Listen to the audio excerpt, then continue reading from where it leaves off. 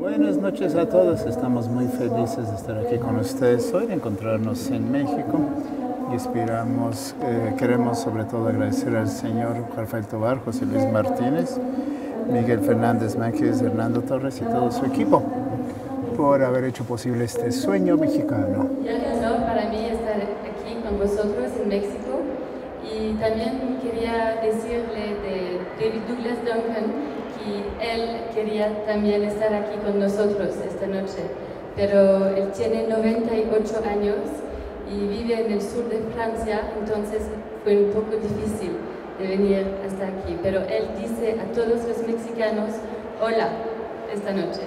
Todo empezó hace 4 años cuando Tatiana Frank me llamó por teléfono. Estaba yo en Ginebra, en mi casa, y me dijo que quería conocerme. Ella trabaja para los archivos de Claude Picasso. Y digamos, antes yo había hecho el inventario de más de 3.500 fotografías de David Douglas Duncan sobre Picasso. Así que yo conocía muy bien esas fotos. Aún conozco muy bien a David Douglas Duncan. Y nos encontramos, comimos y después de 3 horas de conversación intensa tuvimos la idea de montar una exposición de las fotografías de Duncan buscando las obras originales de Picasso que se ven en esas fotografías. Así que trabajamos mucho, buscamos en las colecciones privadas, en los museos del mundo entero. Y hoy esa exposición tiene más de 150 fotografías de David Douglas Duncan y 100 obras de Pablo Picasso. Hemos ofrecido estas exposiciones a 4 museos, al Museo Munster en Alemania, al Oexin de Roubaix y al Museo de Historia de Ginebra, así como al Museo de Málaga. Y de hecho esta exposición itinerante terminaba en febrero del año pasado, pero gracias a México ha podido continuar. Hemos tenido que trabajar muy duramente durante 4 meses para convencer a los directores de museos que prestaban sus obras. Normalmente una exposición de Picasso se organiza de 1 a 3 años por adelantado y para las solicitudes de préstamos institucionales es muy difícil obtenerlos en 4 meses. Así que en la exposición que ustedes pudieron ver, hay obras maestras que fueron prestadas, así que es de veras un honor para México presentar estas piezas. David Douglas Duncan nació en 1916 en Kansas City, Missouri. A la edad de 20 años, en 1936, viaja a México con su primera aparato fotográfico y va a tomar la foto que ustedes ven a la izquierda de un pescador mexicano. Y esta foto va a ganar el primer premio, que es el primer premio que él gana. Entonces para él es el inicio de su carrera. 5 veces va a regresar a México. Él adora pasearse en la jungla maya. Va a descubrir machete en mano y un guardaespaldas mexicano, los templos mayas. Para él inicia una gran aventura. Aquí lo vemos entonces en uno de los sitios mayas, en Chichén Itzá, en 1942. Y va a conocer a Conchita Cintrón, quien fue la primera mujer torero. Va a seguirla, va a escribir muchas cartas sobre ella. Y él hoy en día todavía en su portafolio tiene una foto de ella. Así que para él México está muy cercano a su corazón. Después de México, Duncan va a ser nombrado teniente en la Marina norteamericana y va a cubrir la Segunda Guerra Mundial. En la foto que ustedes ven aquí ha sido colocada una cápsula bajo el avión para que él esté lo más cerca posible de los eventos y pueda fotografiar lo más cerca posible los horrores de la guerra. Duncan va a ser entonces reportero de guerra, corresponsal de guerra con Life Magazine, y varias de sus fotos estarán en la primera plana de Life sobre muchos temas. Va a estar cubriendo la guerra de Corea para Life y va a escribir un libro que tendrá un impacto muy importante que se llama This is War, esta es la guerra, que es un libro de puras fotografías, sin ningún texto. Este libro tendrá un impacto fundamental en aquella época y Duncan será conocido mundialmente. También va a cubrir la guerra de Vietnam para la revista Life, antes de llegar a casa de Picasso en 1956, el 8 de febrero. De hecho, fue su amigo y corresponsal de guerra también, Roberto Capar, quien le dice, si alguna vez tienes la ocasión de conocer a Picasso, no la pierdas. Y se le quedó esa idea en la cabeza. Y Duncan incluso ya tenía listo un regalo en miras a este posible encuentro con Picasso 5 años antes. Él mandó a hacer un anillo de guerra donde grabó sus nombres, Picasso, Duncan, y el día que fue a tocar a la puerta de la casa de Picasso, que se llama La California, llevaba ese anillo. Cuando se conocen, ambos son muy conocidos. Picasso ha oído hablar de Duncan y por eso la puerta de La California se le abre y va a ser el encuentro entre dos grandes hombres. Jacqueline Roque, la última esposa de Picasso, es quien abre la puerta ahí a Duncan y le invita a subir hasta el primer piso de la casa, y para su mayor sorpresa, Duncan encuentra a Picasso en su tina.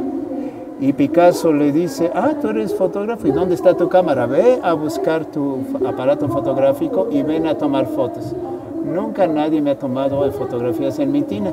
Y la primera fotografía que Duncan va a tomar de Picasso va a ser esa foto que conocen y que va a sellar una amistad que va a durar 17 años hasta la muerte de Picasso en 1973. Ahí está el famoso anillo. Ustedes pueden ver los dos nombres grabados. Picasso, Duncan, era una premonición. ¿Por qué mandar a hacer un anillo así con los dos nombres grabados sin saber si este encuentro sería posible? Picasso estuvo conmovido por este gesto y siempre conservó este anillo. A su muerte la hallaron en uno de sus pantalones. Este anillo existe todavía y fue así como se selló una gran amistad hasta su muerte en el 73. Picasso siempre estuvo fascinado por la fotografía. Él mismo fue fotógrafo y desde siempre fue llevando un relato fotográfico de sus obras. Era él mismo quien tomaba las fotos de sus obras, pero más adelante fueron sus amigos fotógrafos quienes iban registrando la creación de sus obras. Picasso siempre quiso datar de manera muy precisa todas sus obras y la importancia de eso lo vamos a encontrar en esta pintura que ven aquí, 23 de octubre del 55. Picasso casi nunca firmaba sus obras a menos que las quisiera vender, pero siempre les iba a poner una fecha muy precisa. Estamos entonces en 1955, un año antes del encuentro con Duncan, y Picasso y su compañera Jacqueline Roque van a comprar una casa llamada California en las afueras de Cannes, y esta tendrá una gran importancia para Picasso, ya que será la primera vez que podrá colocar en una casa suficientemente grande todas sus obras de todos sus periodos que hace venir de París. Cada vez que Picasso se muda, cambia a una nueva casa, él se apropia de esa casa al crear muchos de los detalles. Por ejemplo, aquí vemos unos detalles muy precisos, como había podido hacerlo el zoom de un fotógrafo. Aquí vemos estas grandes ventanas tipo Art Deco, vemos estas litografías que están fechadas de manera muy precisa. Aquí ven ustedes el lienzo en blanco con la futura obra que Picasso va a poder inventar.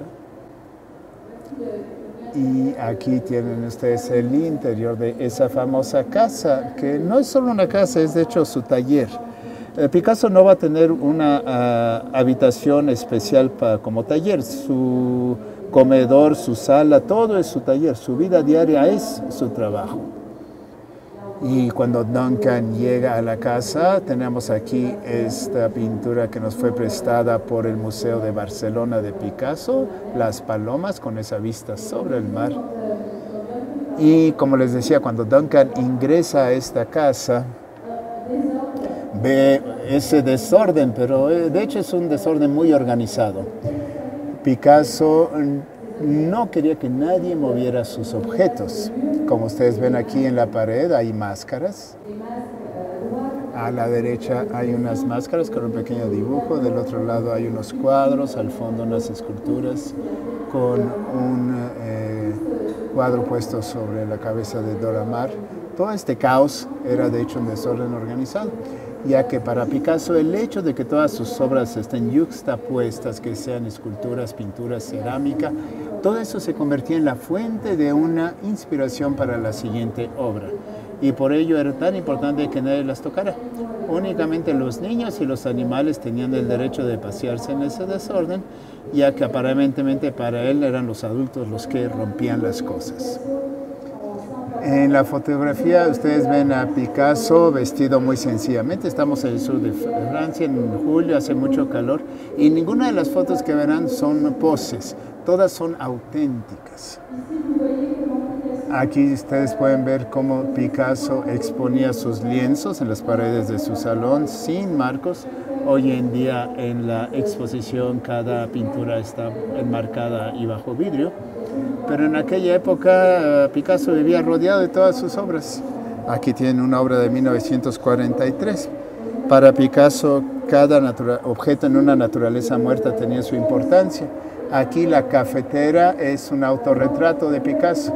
A la derecha su nueva compañera que conoció en 1943, Françoise Gillot, y a la derecha Dora Maar, su compañera, quien dejará el lugar para dejárselo a Françoise. Trae también el Stephenson Hat de Gary Cooper que le acababa de ofrecer. Es importante saber que Duncan estaba ahí, pero él no era del mundo del arte, él no hablaba el mismo idioma. Picasso no hablaba inglés, Duncan no hablaba francés, conocían algunas palabras en español en común, hablaban muy poco de hecho. De hecho, él llegó a colocar disparadores silenciosos sobre sus cámaras para convertirse, digamos, ser invisible.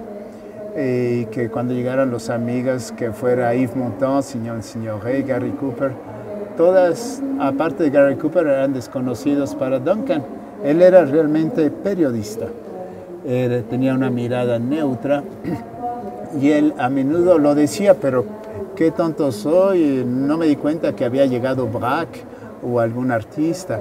Era entonces algo muy auténtico que le gustaba mucho a Picasso. Es lo que Picasso buscaba, tener a alguien que no lo molestara en su trabajo, que estaba ahí, que lo fotografiara mientras Picasso estaba creando. Aquí lo vemos en el salón de la Casa California, recibiendo a sus hijos, a sus amigos, y Picasso siempre tuvo el gusto del disfraz, del jugar, de la mascarada. Ni siquiera estaba consciente que lo fotografiaban. Aquí vemos Simone Signoret y Yves Montand en plena discusión. En la mesa del salón ven algunas cerámicas que servían de portavasos. Aquí tenemos un excelente retrato de Jacques Prévert, Jean Cocteau, el amigo de siempre, el amigo de los ballets rusos, y la puerta siempre estaba abierta para Jean Cocteau. Picasso incluso estuvo en una película de Jean Cocteau, El Testamento de Orfeo, y aquí vemos a Picasso firmando y dedicando una cerámica que le va a ofrecer a Gary Cooper y a su esposa. Picasso siempre fue muy generoso con sus amigos y cada vez que regalaba algo, dedicaba cada una de las obras que él obsequiaba. Aquí vemos a Picasso disfrazado de payaso. Esta fue la pasta del primer libro que publicó Duncan sobre Picasso. El libro se llamaba El mundo privado de Pablo Picasso, publicado en 1958 después de su encuentro. Y este libro tuvo una gran importancia tanto para Picasso como para Duncan. Para Picasso porque era la primera vez que el público podía descubrir la intimidad de Picasso. Picasso en su familia, en su intimidad, y ese libro tuvo un impacto considerable para el público. En efecto, la imagen pública para Picasso era algo muy importante, y los libros que Duncan va a publicar, los 8 libros que Duncan va a publicar sobre Picasso, nos muestran un Picasso de sus últimos 17 años muy feliz. Está enamorado de Jacqueline, está en el sur de Francia, descubre la cerámica y va a estar creando, está obsesionado por cada medio pasa de la cerámica a la escultura a la pintura en un mismo día.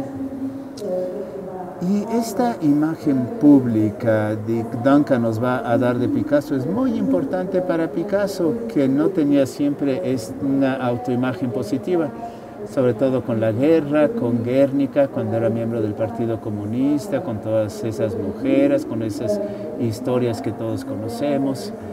Obviamente sus últimos 17 años son los más felices.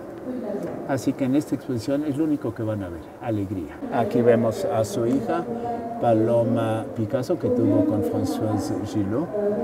Ven ustedes una máscara en la pared, por delante y por detrás. Vemos la importancia de la fecha, una fecha muy precisa, incluso en las cerámicas. Pudimos reconstituir esa pared en la exposición. Picasso con máscaras que recorta en cartón una pequeña máscara que enseguida transforma en una obra de arte. Duncan decía, quizás esta es la casa más feliz del mundo. Y ciertamente para Duncan el encuentro con Picasso fue fundamental. Picasso le tenía miedo a la muerte. Duncan, al contrario, la frecuentaba todos los días. Picasso admiraba el valor del corresponsal de guerra y ciertamente esto salvó a Duncan de esas atrocidades, de poder entre reportajes ir a visitar a Picasso en ese lugar que era un lugar de vida, de alegría.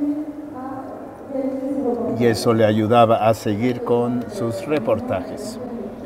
Cuando se le preguntaba a Duncan, oye, ¿cómo fue posible que pasara tanto tiempo fotografiando a Picasso? ¿Cómo es posible que Picasso lo haya dejado entrar en su intimidad tanto tiempo?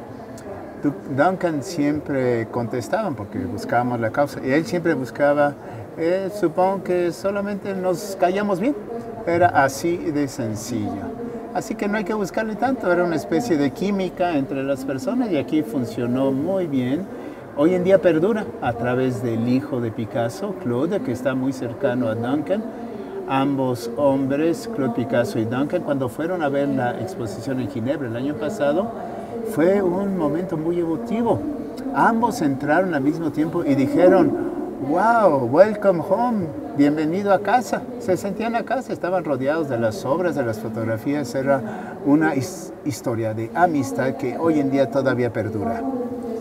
Efectivamente, Duncan no tuvo hijos, así que los hijos de Picasso eran como sus hijos, sus sobrinos. Y Claude Picasso se convirtió en fotógrafo gracias a Duncan, ya que fue el quien le transmitió el entusiasmo.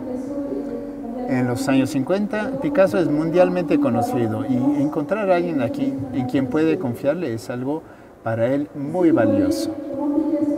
Aquí podemos ver cómo Picasso vivía rodeado de obras de toda su época. Aquí tenemos una obra maestra del periodo rosa, El Loco, de 1905, que representaba a su amigo Max Jacob con un sombrero de saltimbanqui que ven ustedes sobre la chimenea del cuarto.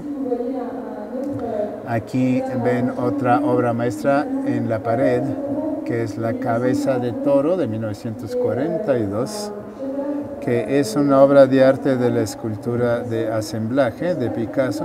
Picasso va a crear esta obra en 1942 en su taller de los Grandes Agustinos en París.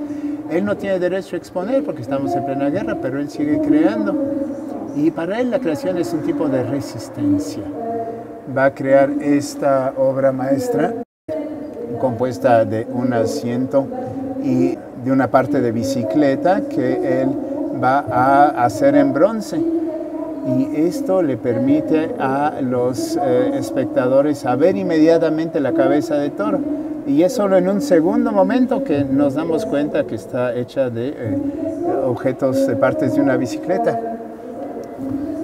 Para Picasso, el toro es como un autorretrato, él se identifica con los toros. Desde joven iba a las corridas en Málaga con su padre y su primer cuadro a los 8 años representaba a un picador. Su primera escultura y su primer grabado también representaban a un picador. Y es importante notar que Picasso le dijo a su amigo Luis Miguel de Menguín, de no haber sido artista, yo hubiera sido picador. Sobre esta foto vemos otro ejemplo de escultura con piezas compuestas, que es la mona con su cría. Esta magnífica obra de Picasso que lo hizo con 4 objetos recogidos, y en los últimos 4 años se ha estado estudiando para reconocer los objetos. Todo el mundo logra ver los 2 cochecitos que forman la cabeza de la mona. Algunos dicen que las orejas son las partes de una taza. Otros han reconocido una jarra, pero solamente 2 personas en 4 años han descubierto con qué hizo la cola de la mona. Y no vamos a jugar a las adivinanzas, pero de hecho es un amortiguador de coche. Aquí la vemos en Notre-Dame de Vie, y es interesante notar cómo estas esculturas son de una contemporaneidad increíble en 2014. Uno podría decir que Picasso las hizo ayer. En esta otra serie vemos la importancia del trabajo en Picasso. Picasso trabajaba todo el tiempo, del amanecer hasta el anochecer, incluso las horas de la comida. Aquí lo vemos comiendo un pescado, un lenguado con Jacqueline. Y Duncan, como buen corresponsal de guerra, ve que va a suceder algo y está listo a fotografiar el momento de creación. Picasso va a tomar las espinas del pescado y las convierte en un fósil que va a poner en una cerámica. Así que Picasso está creando todo el tiempo. Aquí es importante ver que a pesar de que Picasso era el artista más fotografiado en el mundo, únicamente Duncan tiene ese testimonio único. Estaba ahí en la mañana, en la noche, y ningún otro fotógrafo ha podido tomar ese momento de creación en fotografía. Aquí vemos el resultado. En la exposición hemos subrayado la importancia de la cerámica en Picasso. Picasso trabajó con cerámica a partir de 1906 y 1929, pero sobre todo después de la guerra, cuando se instala en Vallauris con su compañera Françoise Gillot, que va a descubrir todas las posibilidades de este medio, incluso va a rebasarlas. Aquí vemos cómo va a usar azulejos ordinarios que va a pintar y transformar en obras de arte. Lo hemos visto con lo demás. Picasso se apropiaba de todo lo que le caía entre las manos.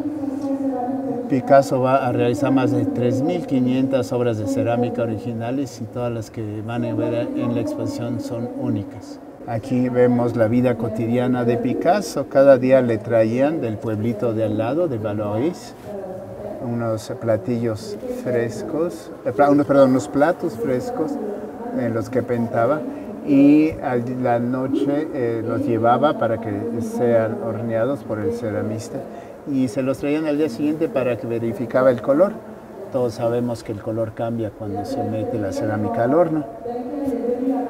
Cuando Duncan fue a Málaga a ver la exposición por primera vez, a él le extrañó mucho ver esta, porque cuando la fotografió todavía no había sido cocida, así que los colores eran distintos. Incluso Duncan redescubrió obras que él había visto. Cuando Picasso decide ir a ver una corrida en Arles, con su primer hijo Paolo a la izquierda, vemos a Jacqueline, a la esposa de Paolo, a John Richardson, a Jean Cocteau, y que sigue siendo el biógrafo de Picasso. Ellos van juntos a esta corrida de toros.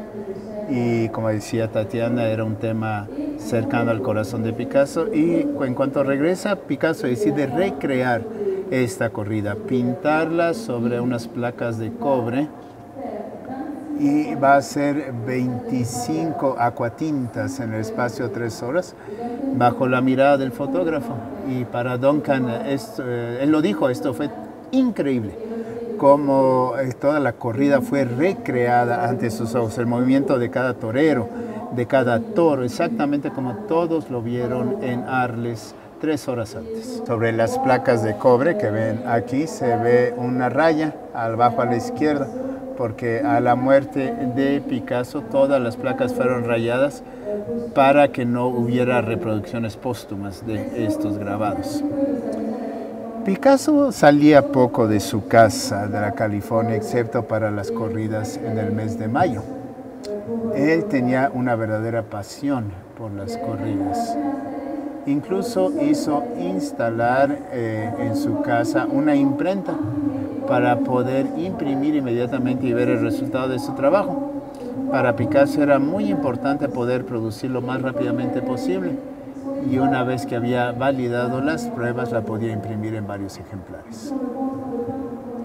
Aquí lo vemos pintando una corrida sobre una cerámica y como pueden ver en la imagen, la delicadeza de este platillo, el juego de sombras y luces con los espectadores en la arena. Picasso no dejaba de crear, pasaba el mismo día de la pintura, la cerámica, la escultura, y Duncan estará nuevamente presente cuando decide hacer un retrato de Jacqueline y desde el primer trazo va a inmortalizar la obra hasta su final. Y vemos muy claramente cómo Picasso piensa, regresa a su trabajo y va a pasar 2 días y 2 noches sobre esa pintura. Y Duncan lo va a seguir sin decir una palabra. Gracias a esas fotografías hoy podemos ver los Picassos escondidos detrás de cada obra. Es decir, Picasso empieza por dibujar, ahí está el producto final, pero él empieza dibujando unas líneas que ven a su izquierda, blancas y negras, para al día siguiente borrarlas y crear otro rostro. Hoy en día tenemos técnicas de rayos X para ver lo que pasaba. En esa época pues era Duncan el que nos permitía ver eso y es fabuloso poder ver un Duncan que hoy en día ya no existe, pero que sí existen las fotos de Duncan. Aquí vemos el pincel y los colores que Picasso usaba y en la exposición ustedes van a ver una escultura que nos fue prestada del Museo Picasso de París, de lámina recortada, y vemos cómo Picasso trabajaba continuamente con todos los materiales y establecía un diálogo entre las 2 y 3 dimensiones. Cuando tenía un problema pintando un lienzo en 2 dimensiones, él iba a trabajar con un tema similar en 3 dimensiones y cuando encontraba la solución regresaba a su lienzo. Sobre el tema de Picasso trabajando, tenemos este fabuloso retrato del artista trabajando. Y aquí otro ejemplo donde Duncan está nuevamente presente cuando Picasso terminar una pintura que había empezado en 1956, Le Baigneurs à la Garoupe, y Picasso había pintado el fondo del 56. Durante un año estuvo haciendo dibujos, esbozos, hizo otra pintura y escultura sobre el mismo tema para finalmente una noche terminar el cuadro en 10 minutos nuevamente bajo la mirada del fotógrafo. Va a dibujar el contorno de izquierda a derecha de todos sus personajes y lo va a terminar en 10 minutos. Es muy interesante ver cómo Picasso trabajaba, un Picasso espontáneo que decide hacer una obra con una espina de pescado que la transforma en fósil, pero también está el otro Picasso, el Picasso que toma años y años a pensar en un lienzo y finalmente lo termina en 10 minutos. Aquí ustedes ven todos los detalles del final a esta obra, los bañistas en la Garoupe. La Garoupe es una playa cerca de Cannes y a Picasso siempre le fascinaba lo humano. Él siempre ha dibujado seres vivos en sus cuadros. Aquí vemos cómo durante todo el verano de 1957 esta pintura estaba en la sala de la California y servía como tela de fondo a todas las escenas que podían suceder en la casa. Escenas de una alegría increíble. Aquí Picasso ya tiene 75 años y sigue bailando, improvisando pasos de ballet con Jacqueline, que son fabulosos de alegría. Vemos a Paloma que está brincando la cuerda y Duncan que llega a inmortalizar este momento de Claude, que está inmortalizando el movimiento de los bañistas en el lienzo. Los Picassos de Picasso es una obra que publicó Duncan. En 1957 Picasso le pidió que fotografiara más de 500 lienzos que estaban en el primer piso de la California que jamás habían sido vistos. Así que son realmente su colección de él, los Picassos de Picasso. y Duncan va a pasar meses en el piso de arriba a fotografiar cada una de esas obras. Y un día una anécdota terrible para él va a suceder, porque va a quitar el polvo de una pintura antes y va a caer sobre un autorretrato en lápiz, y al quitar lo que él pensaba era polvo, borró el rostro de Picasso. Y él va a pasar toda la mañana con su Kleenex, con salivita, tratando de restaurar, de reparar su error. Lo llama para la comida y está lleno de punto, de pintura negra. Y Picasso le pregunta, ¿qué hiciste? ¿Te accidentaste en tu coche? No, dice, no, me accidenté tu pintura. Y Picasso no dice nada. Pero comen y nada sucede hasta que 12 años más tarde Vietnam va a partir a Vietnam, son los grandes adiós, todo el mundo está llorando, Jacqueline, Picasso, Duncan, antes de partir para Vietnam, sin saber si iba a jamás poder regresar. Y Duncan le dice a Picasso, tuve tanta suerte, he tenido tanta suerte, muchas gracias. Y le dice Picasso, sí, todo estuvo muy bien, excepto aquella vez que arruinaste mi autorretrato, gracias. Entonces, Picasso nunca lo olvidó, aparentemente. Este excelente retrato de Jacqueline, que era la fotografía preferida de Duncan. Hay que saber que cuando se conocen, Duncan tiene 40, Jacqueline 30, Duncan 60, así que Jacqueline y Duncan están muy cercanos en edad, entonces va a haber una verdadera complicidad con ella y con toda la familia. Aquí vemos el primer cuadro que va a regresar Picasso de Jacqueline en 1954, Jacqueline con flores. Se habían conocido 2 años antes en Valois en el 52 y van a ser 2 años más tarde que ella entra en la pintura de Picasso. Jacqueline va a vivir 20 años con Picasso, es la mujer que más tiempo duró, y Picasso va a pintar muchísimos retratos de su musa. Aquí vemos una excelente pintura de 1962, Jacqueline con el sombrero amarillo. Aquí ven ustedes la importancia de la fecha. Esta pintura fue realizada en Mougins, en Notre-Dame de Vie, que es la última casa de Pablo Picasso. Y nunca antes había sido mostrada al público. Fue enmarcada para esta exposición aquí en México. Es la primera vez que se muestra esta pintura al público. Un excelente retrato de 1960 que nos fue prestada por el Museo de Arte Moderno de Nueva Orleans. Y aquí Picasso firmando unos cuadros que va a enviar para una exposición a los Estados Unidos. Y al fondo unas pequeñas pinturas excelentes sobre la corrida. Y aquí ven cómo Picasso guardaba sus cuadros, no por fecha, sino por tamaño. Así que era muy meticuloso, guardaba todo, nunca tiraba nada, siempre guardaba los retratos incluso que admiradores le daban con muy buena intención, pero los guardaba todos. Aquí vemos Picasso en otras de sus casas, en el castillo de Vauguenargues, cerca de Aix-en-Provence, que fue comprada en 1958. Cuando Picasso le decía a su amigo Daniel Maquet cuando compró esto, estoy feliz, dice, he comprado la montaña Santa Victoria, Sainte-Victoire. Y su amigo, conociendo la admiración que él tenía por Cézanne, le pregunta ¿cuál de todas? Pensaba que estaba comprando un lienzo que representaba a la montaña. Y le decía, no, compré el original.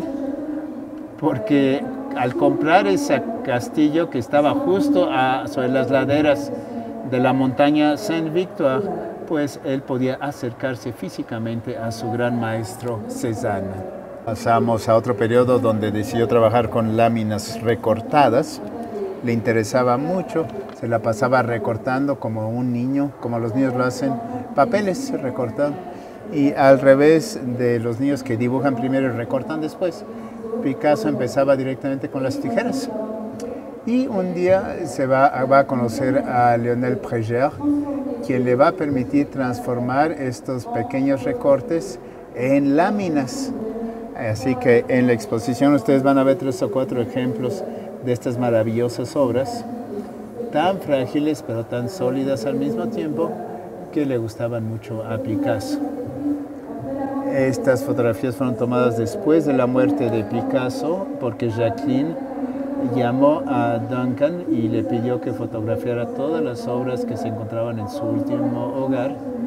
Nuevamente esa confianza absoluta que la familia le daba para hacer el inventario de todas las obras que le pertenecían a Picasso. Es cierto que en los años 50 Picasso era inmensamente conocido, no estaba obligado a vender todas sus obras.